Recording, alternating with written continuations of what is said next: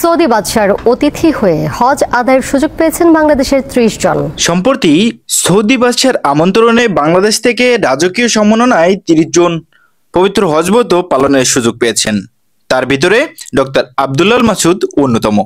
কিন্তু কে এই আব্দুল্লাহ মাসুদ, কি তার পরিচয়, কোথা থেকে বড় হয়েছেন এই আব্দুল্লাহ মাসুদ, কিভাবে সৌদি বাদশার রাজকীয় সম্মাননা পেলেন, চলুন দর্শক আজ সে সম্পর্কে বিস্তারিত জেনে নেওয়া যাক।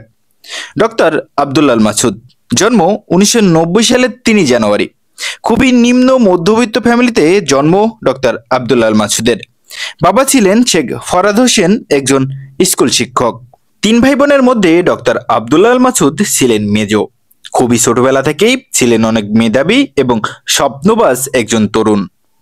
মানুষের জন্য কিছু চিন্তা করতেন, কিভাবে মানুষের উপকার করা যায়।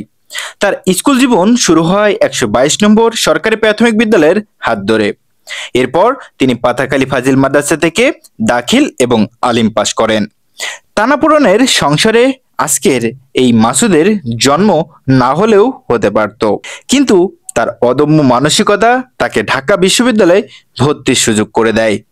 ঢাকা বিশ্ববিদ্যালয়ের বিশ্ব ধর্মতত্ত্ব নিয়ে অনার্স এবং মাস্টার্স শেষ করেন ডক্টর আব্দুল্লাহ মাসুদ। এরপর তিনি চলে যান মালয়েশিয়াতে পিএইচডি ডিগ্রি অর্জন করেন IIUM বিশ্ববিদ্যালয় থেকে। মালয়েশিয়ায় খুবই স্বাচ্ছন্দ্যে গোটা জীবন পার করার সুযোগ এসেছিল ডক্টর আব্দুল্লাহ মাসুদের, কিন্তু তিনি সেটা করেননি। কারণ তিনি জানেন তিনি যেখান থেকে বড় হয়েছেন সে এলাকার মানুষ কতটা দুঃখ দুর্দশা নিয়ে বড় হয় এবং বসবাস করে। এটাই ভাবতে শুরু করে ডক্টর আব্দুল্লাহ মাসুদ। যে ভাবা সেই কাজ। 2015 সালে তৈরি করেন সাউদার্ন চ্যারিটি ফাউন্ডেশন, যে সংগঠনটি প্রায় লক্ষাধিক মানুষকে প্রত্যক্ষ এবং পরোক্ষভাবে সহযোগিতা করে চলেছে।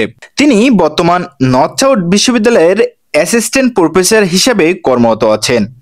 তার মেধা এবং গুণের জন্য পেয়েছেন শত শত পুরস্কার। সম্প্রতি জীবনের সেরা পুরস্কারটি পেয়েছেন ডক্টর আব্দুল্লাহ মাসুদ। সৌদি বাদশার আমন্ত্রণে বাংলাদেশ থেকে রাজকীয় হজ ব্রত পালনের জন্য সুযোগ পেয়েছেন মাত্র 30 জন, যার ভিতরে এই স্বপ্নবাজ, মেধাবী এবং অদম্য তরুণের সুযোগ হয়েছে। আল্লাহ যেন তার হজকে কবুল করেন।